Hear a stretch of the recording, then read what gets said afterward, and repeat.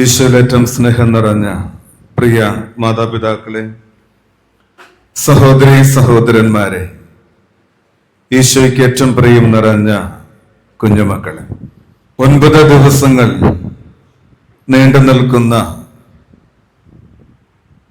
വിശുദ്ധ യൗസേപ്പ് പിതാവിന്റെ തിരുനാൾ ആഘോഷത്തിൽ നാം പങ്കുചേരുകയാണ്. നമ്മുടെ വ്യക്തിപരമായ നിയോഗങ്ങളും നമ്മുടെ കുടുംബങ്ങളെയും നമ്മുടെ പ്രാർത്ഥനാ സഹായം ആവശ്യപ്പെട്ടവരെയും ഒക്കെ ദൈവസന്നിധിയിൽ ഓർക്കുകയും എല്ലാവരുടെയും ജീവിതത്തിൽ വിശുദ്ധ യൗസേപ്പ് പിതാവിന്റെ മാധ്യസ്ഥം പ്രാർത്ഥിക്കുകയും ഒക്കെ ചെയ്തുകൊണ്ടാണ് ഈ ദിവസങ്ങളിൽ നമ്മൾ തിരുനാളിൽ പങ്കുചേർന്നത്. ഇന്ന് ഈ തിരുനാളിന്റെ സമാപന ആഘോഷങ്ങളിൽ പങ്കുചേരുന്നത്. ഏവർക്കും പ്രാർത്ഥനാപൂർവം ഈ തിരുനാളിന്റെ മംഗളങ്ങൾ സ്നേഹപൂർവം ആശംസിക്കുകയാണ്. വിശുദ്ധ യൗസേപ്പ് പിതാവ് മറ്റു വിശുദ്ധരിൽ നിന്നുമൊക്കെ ഒരൽപ്പം വ്യത്യസ്തനായി നിൽക്കുന്ന ഒരു മനുഷ്യനാണ്. വിശുദ്ധ ഗ്രന്ഥത്തിൽ ഏറ്റവും നിശബ്ദനായി ജീവിച്ച ഒരു മനുഷ്യൻ. വലിയ ബഹളങ്ങളൊന്നുമില്ലാതെ, വലിയ കാര്യങ്ങളൊന്നും മറ്റുള്ളവർക്ക് വേണ്ടി ചെയ്തില്ലെങ്കിലും തന്നെ ഏൽപ്പിച്ച ഉത്തരവാദിത്വത്തിന്റെ നിർവഹണത്തിൽ അങ്ങേയറ്റം കൂറു പുലർത്തിയ ഒരു മനുഷ്യൻ. തിരുക്കുടുംബത്തിന്റെ കാവൽക്കാരനായി, ദൈവപുത്രനായി ഈശോയ്ക്ക് ഈ ലോകത്തിലേക്ക് ജനിക്കാൻ അവസരമൊരുക്കി പരിശുദ്ധ കന്യകാമറിയത്തെ സംരക്ഷിച്ച് ഈശോയ്ക്ക് ഒരു വളർത്തു പിതാവായി നിന്നുകൊണ്ട് തന്റെ ദൗത്യത്തെ 100% ആത്മാർത്ഥതയോടെ നിറവേറ്റിയ മനുഷ്യൻ. അതുകൊണ്ടാണ് ഞാൻ ആദ്യമേ സൂചിപ്പിച്ചത്, മറ്റ് വിശുദ്ധരുടെ പോലെ ഒരുപക്ഷെ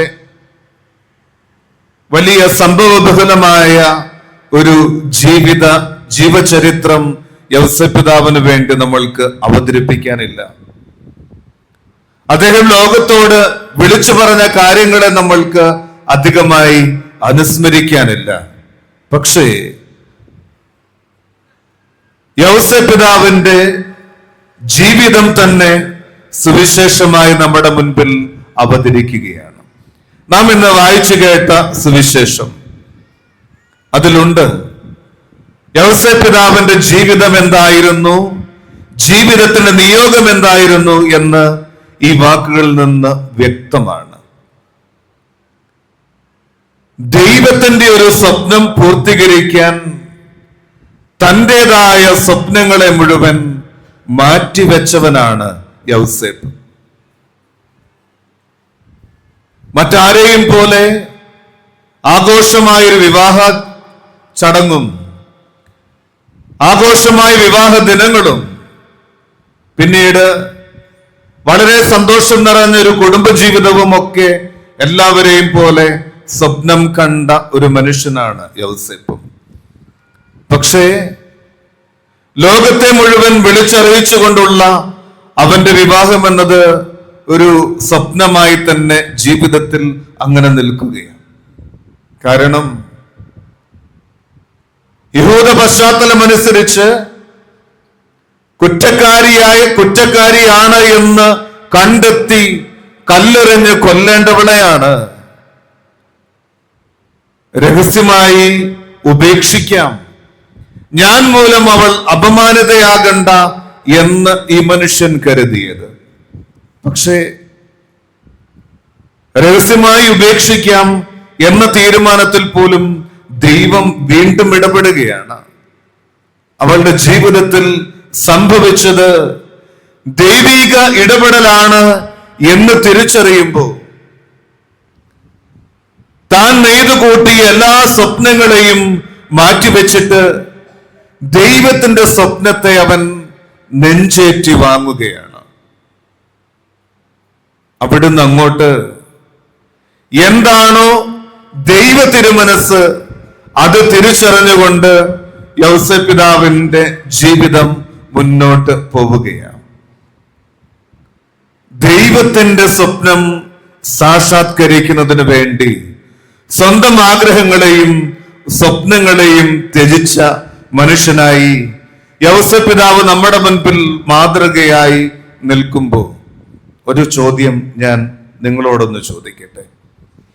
നമ്മൾ ദൈവനിയോഗങ്ങൾക്ക് വേണ്ടി സ്വന്തം സ്വപ്നങ്ങളെ ത്യജിച്ചിട്ടുണ്ടോ? സ്വന്തം സ്വപ്നങ്ങളെ നമ്മൾ മാറ്റിവെച്ചിട്ടുണ്ടോ? എന്തെങ്കിലും ഉണ്ടോ? അറിയില്ല. കൺഫ്യൂഷനായോ? ആയോ? ഇല്ല. ഒരു സ്വപ്നവും ആരും മാറ്റിവെച്ചിട്ടില്ല ജീവിതത്തിൽ ഇന്ന് വരെ. ഉണ്ടോ?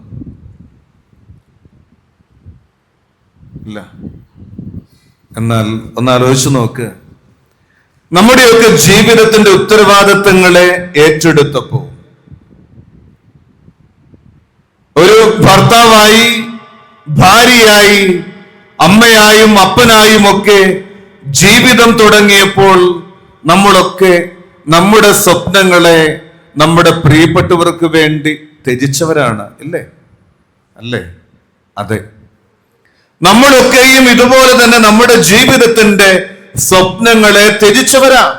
മറ്റുള്ളവർക്ക് വേണ്ടി, എന്റെ ജീവിത പങ്കാളിക്ക് വേണ്ടി, എന്റെ സഹോദരങ്ങൾക്ക് വേണ്ടി, എന്റെ മക്കൾക്ക് വേണ്ടിയൊക്കെ നമ്മുടേതായ ആഗ്രഹങ്ങളെയും സ്വപ്നങ്ങളെയും ത്യജിച്ച മനുഷ്യര് തന്നെയാ നമ്മളും ഇവിടെ ഇരിക്കുന്നത്. പക്ഷെ അപ്പോഴും നമ്മള് സ്വപ്നം ത്യജിച്ചോ എന്ന സംശയം നമുക്ക് കിടക്കുകയാണ്. ഇല്ലേ? ഒന്ന് ആലോചിച്ച് നോക്ക്. ജീവിതത്തിൽ ഈ നിയോഗങ്ങളെയൊക്കെ ഏറ്റെടുത്തപ്പം എന്തുമാത്രം സ്വപ്നങ്ങളെയാണ് നമ്മൾ വഴിയിൽ ഉപേക്ഷിച്ചത്. എന്റേതായ സ്വാർത്ഥ താല്പര്യങ്ങളെ, എന്റേത് മാത്രമായ ഇഷ്ടങ്ങളെ എവിടെയൊക്കെ നമ്മൾ മാറ്റിവെച്ചിട്ടുണ്ട്. ഇതിനൊക്കെ മറ്റൊരാളുടെ സന്തോഷത്തിന് വേണ്ടി, എന്റെ പ്രിയപ്പെട്ടവരുടെ ഉയർച്ചയ്ക്ക് വേണ്ടി, എന്റെ ജീവിത പങ്കാളിയുടെ, എന്റെ മക്കളുടെ നന്മയ്ക്ക് വേണ്ടിയാണ് എന്ന തിരിച്ചറിവിലാണ് നമ്മൾ ചില ആഗ്രഹങ്ങളും സ്വപ്നങ്ങളും ഒക്കെ വഴിയിൽ ഉപേക്ഷിച്ച് ജീവിത നിയോഗങ്ങളെ ഏറ്റെടുത്തത്. പ്രിയമുള്ളവരെ, ചിന്തിക്കേണ്ടത് ഇത്രയേ ഉള്ളൂ. നമ്മൾ ദൈവം ഭരമേൽപ്പിച്ച ഉത്തരവാദിത്തങ്ങൾക്ക് വേണ്ടി എന്തെങ്കിലുമൊക്കെ ഉപേക്ഷിച്ചിട്ടുണ്ടോ? അതിനെ ഓർത്തൊരിക്കലും നഷ്ടപ്പെടുത്തിയ സ്വപ്നങ്ങളെ കുറിച്ചോർത്ത് ഒരിക്കലും നമ്മൾ പരിതപിക്കാൻ ഇടവരരുത് എന്ന് യൗസേപ്പ് പിതാവിന്റെ ജീവിതം നമ്മളെ ഓർമ്മിപ്പിക്കുന്നുണ്ട്. ഞാൻ വഴിയിൽ ഉപേക്ഷിച്ച സ്വപ്നങ്ങൾ മറ്റൊരാളുടെ സ്വപ്നത്തിന്റെ പൂർത്തീകരണത്തിന് വേണ്ടി ആണ് എന്ന തിരിച്ചറിവിൽ ആ ത്യാഗങ്ങളെയൊക്കെ നമുക്ക് നന്ദിയോടുകൂടെ തന്നെ ദൈവസന്നിധിയിൽ ഓർക്കാൻ ഈ തിരുനാൾ നമുക്ക് ഇടവരുത്തട്ടെ. ജീവിതത്തിൽ തന്റെ വലിയൊരു സ്വപ്നം ഒരു വൈദികനായി തീരണം എന്നതായിരുന്നു ജിയോവാനി എന്ന ചെറുപ്പക്കാരൻ്റെത്. അതിനുവേണ്ടി അവൻ തന്റെ പഠനങ്ങളും പരിശ്രമങ്ങളും ഒക്കെ ആരംഭിച്ചു. പക്ഷേ തന്റെ അറിവിന്റെ യോഗ്യത തെളിയിക്കുന്ന പരീക്ഷയിൽ ജിയോവാനി പരാജയപ്പെടുകയാണ്. അവന്റെ ഏറ്റവും വലിയ ചെറുപ്പത്തിലെ ആഗ്രഹം എന്ന് പറയുന്നത് അവന് മാർപ്പാപ്പായുടെ സംരക്ഷണ ചുമതലയുള്ള സിസ്ഗ്വാഡിൽ അംഗത്വം നേടണമെന്നതായിരുന്നു. അവിടെ യോഗ്യതാ പരീക്ഷയിൽ പരാജയപ്പെട്ടപ്പോഴാണ് വികാരിയച്ഛനോട് തന്റെ സങ്കടം പറഞ്ഞപ്പോ, നീ മാർപ്പാപ്പായുടെ സംരക്ഷകനായി മാറുന്നതിനും അപ്പുറം, മാർപ്പാപ്പായുടെ പല്ലക്ക് വഹിക്കുന്നതിനും അപ്പുറം എത്രയോ ശ്രേഷ്ഠമാണ് ക്രിസ്തുവിനെ വഹിക്കുന്നവനായി തീരുന്നത്. അതുകൊണ്ട് നീ ഒരു വൈദികനായി തീരണം എന്ന് അവനോട് നിർദ്ദേശം നൽകിയത് അവന്റെ വികാരി അച്ഛനാണ്. മാർപ്പാപ്പായുടെ സംരക്ഷണ ചുമതലയുള്ള സിസ് ഗാർഡിൽ ചേരാൻ ആഗ്രഹിച്ചവനോട് മാർപ്പാപ്പായുടെ പല്ലക്ക് ചുമക്കുന്നതിന് പകരം ക്രിസ്തുവിനെ ചുമക്കുന്നവനായി മാറുക എന്ന്. ജിയോവാനി അങ്ങനെ വൈദിക പരിശീലനം ആരംഭിച്ചു. 25-ാം വയസ്സിൽ വൈദികനായി വൈദിക വൃത്തിയിലുള്ള അവന്റെ വിശുദ്ധമായ ജീവിതം കൊണ്ട് തന്നെ കുറഞ്ഞ വർഷങ്ങൾ കൊണ്ട് 35-ാം വയസ്സിൽ ജിയോവാനി ആ രൂപതയുടെ മെത്രാനായി ഉയർത്തപ്പെട്ടു. 48-ാം വയസ്സിൽ കർദിനാളായി തിരഞ്ഞെടുക്കപ്പെട്ടു. പിന്നീട് 54-ാം വയസ്സിൽ സഭയുടെ ഉത്തരവാദിത്വം പേറുന്ന മാർപ്പാപ്പായായി തിരഞ്ഞെടുക്കപ്പെടുകയാണ് ജിയോവാനി എന്ന ചെറുപ്പക്കാരൻ. പിന്നീട് 35 വർഷം സഭയെ നയിച്ച 9-ാം പിയൂസ് മാർപ്പാപ്പായായി സഭയെ നയിച്ചത് ഈ ജിയോവാനി എന്ന ചെറുപ്പക്കാരനാണ്. തന്റെ ഒരു സ്വപ്നത്തെ ത്യജിച്ചുവെങ്കിൽ ആ ത്യജിച്ച സ്വപ്നത്തിന് മറുപടി ദൈവം എത്രയോ വലിയ ഉയർച്ചയിലേക്കാണ് ജിയോവാനിയെ നയിച്ചത് എന്ന് നമ്മൾ തിരിച്ചറിയണം. പ്രിയമുള്ളവരെ, അതുകൊണ്ട് വിശുദ്ധ യൗസേപ്പിന്റെ ജീവിതത്തെ ധ്യാനിക്കുമ്പോൾ നമ്മുടെ ജീവിതത്തിൽ നമ്മൾ തിരിഞ്ഞു നോക്കേണ്ടത് ഉപേക്ഷിച്ച സ്വപ്നങ്ങളിലേക്ക്.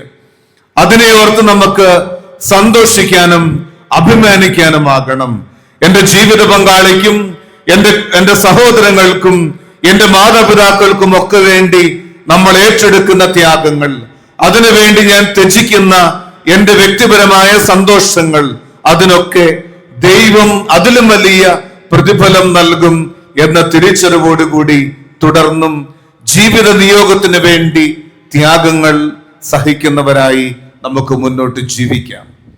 പക്ഷേ അതോടൊപ്പം തന്നെ തിരിച്ചറിയേണ്ടത് നമ്മുടെ സന്തോഷത്തിന് വേണ്ടി സ്വപ്നങ്ങളെ ത്യജിക്കുന്ന ഒത്തിരിയേറെ മനുഷ്യരുമുണ്ട്.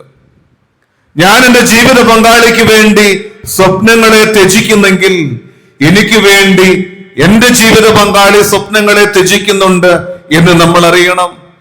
ഞാൻ എന്റെ മക്കൾക്ക് വേണ്ടി എന്റെ സ്വപ്നങ്ങളെ ത്യജിക്കുന്നെങ്കിൽ എന്റെ മാതാപിതാക്കൾ എനിക്ക് വേണ്ടി അവരുടെ സ്വപ്നങ്ങളെ ത്യജിച്ചവരാണ് എന്ന് നമ്മൾ തിരിച്ചറിയണം. നമ്മുടെ ജീവിതത്തിൽ അനുഗ്രഹമായി മാറിയിട്ടുള്ള മനുഷ്യരൊക്കെ നമ്മുടെ നന്മയ്ക്ക് വേണ്ടി, നമ്മുടെ ചില സ്വപ്നങ്ങളുടെ സാക്ഷാത്കാരത്തിന് വേണ്ടി അവരുടെ ഇഷ്ടങ്ങളെയും സ്വപ്നങ്ങളെയും മാറ്റിവെച്ചവരാണ് എന്നുകൂടി നമ്മൾ തിരിച്ചറിയേണ്ടതുണ്ട്. ഈ ദിവസങ്ങളിലൊക്കെ ഒരുപക്ഷെ മുൻപെങ്ങുമില്ലാത്ത വിധം നമ്മളെ അസ്വസ്ഥരാക്കുന്ന വലിയ കൊലപാതകത്തിന്റെ ചിത്രങ്ങളാണ് നമ്മുടെ മുൻപിൽ തെളിഞ്ഞു നിൽക്കുന്നത്, അല്ലേ? തിരുവനന്തപുരത്ത് സ്വന്തം അമ്മയെ കൊലപ്പെടുത്താൻ ശ്രമിച്ചു. പിന്നീട് അനിയനെയും വല്യമ്മയെയും ആ കുടുംബത്തിലെ തന്നെ മറ്റ് തന്റെ പിതൃസ്ഥാനത്തും മാതൃസ്ഥാനത്തും ഒക്കെ നിൽക്കുന്നവരെയൊക്കെ കൊലപ്പെടുത്തിയ ഒരു ചെറുപ്പക്കാരൻ തിരുവനന്തപുരത്ത്. മയക്കുമരുന്നിന് അടിമയായി സ്വന്തം അമ്മയെ തനിക്ക് ജന്മം തന്നതിനുള്ള ശിക്ഷയാണ് എന്ന് പറഞ്ഞ് 2-3 ആഴ്ച മുൻപ് താമരശ്ശേരിയിൽ നടന്ന മറ്റൊരു കൊലപാതകം, അല്ലേ? ആ കൊലപാതകിയുടെ സുഹൃത്താണ് ഇന്നലെ സ്വന്തം ജീവിത പങ്കാളിയുടെ കുടുംബത്തിൽ നിന്ന് ചോദിച്ച പണം കടമായി നൽകിയില്ല എന്നതിന്റെ പേരിൽ ഒരു പെൺകുട്ടിയെ അവളുടെ മറ്റു കാര്യങ്ങളൊന്നും ചിന്തിക്കാതെ സ്വന്തം ജീവിത പങ്കാളിയെ വകവരുത്തിയത്. ഇവിടെയൊക്കെ സംഭവിച്ചത് തന്റെ പ്രിയപ്പെട്ടവർ തനിക്ക് വേണ്ടി നഷ്ടപ്പെടുത്തിയ സ്വപ്നങ്ങളെ കുറിച്ചോ അവന്റെ സന്തോഷത്തിന് വേണ്ടി, അവരുടെ സന്തോഷത്തിന് വേണ്ടി അവർ ഏറ്റെടുത്ത ത്യാഗങ്ങളെ കുറിച്ചോ ഒന്നും ബോധ്യമില്ലാതെ പോയതുകൊണ്ടാണ്. എവിടെയൊക്കെ സമൂഹത്തിൽ കുറ്റകൃത്യങ്ങൾ വളർന്നു വരുന്നുണ്ടോ, സമൂഹത്തെക്കുറിച്ച്, തന്റെ പ്രിയപ്പെട്ടവരെ കുറിച്ച് ഒരിക്കൽ പോലും ചിന്തിക്കാത്തത് കൊണ്ടാണ് എന്നത് തന്നെയാണ് യാഥാർത്ഥ്യം. എന്റെ ഇഷ്ടവും എന്റെ താല്പര്യങ്ങളും മാത്രം നിറവേറിയാൽ മതി, അതിനുവേണ്ടി മറ്റുള്ളവർ എന്ത് ചെയ്തു തരണമെന്ന് ഞാൻ ആഗ്രഹിക്കുന്നു, ചെയ്തു കിട്ടണമെന്ന വാശിയാണ് ഇങ്ങനെ ഈ വളർന്നു വരുന്ന തലമുറയിൽ നമ്മൾ കാണുന്നത്. പ്രിയമുള്ള മക്കളെ, ഓർക്കണം, നിങ്ങളൊക്കെ വളർന്നു വരുമ്പോ നമ്മുടേതായ ചില ഇഷ്ടങ്ങളൊന്നും ഒരുപക്ഷെ എല്ലാം ഒന്നും മാതാപിതാക്കൾക്ക് നിറവേറ്റി തരാൻ പറ്റുന്നുണ്ടാവില്ല.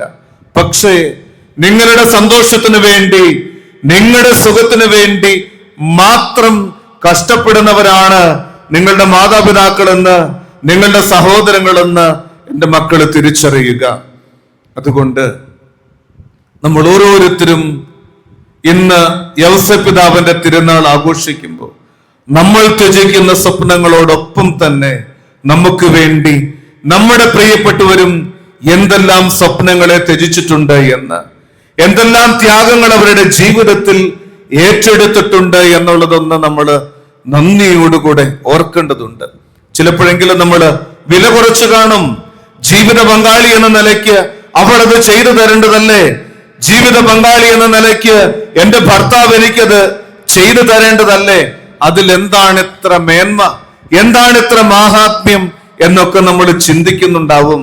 പക്ഷേ പ്രിയമുള്ളവരെ, ഒരു കാര്യം, അത് എന്നും നമ്മുടെ പ്രിയപ്പെട്ടവർ നമുക്ക് വേണ്ടി ഏറ്റെടുക്കുന്ന ത്യാഗങ്ങളെ, നമുക്ക് വേണ്ടി ത്യജിച്ച സന്തോഷങ്ങളെ ഒന്ന് നന്ദിയോടുകൂടെ സ്മരിച്ചാൽ നമ്മുടെ ജീവിതത്തിൽ കുറ്റപ്പെടുത്തലുകൾ ഉണ്ടാവില്ല, നമ്മുടെ ജീവിതത്തിൽ നമ്മൾക്ക് പരാതികൾ ഉണ്ടാവില്ല.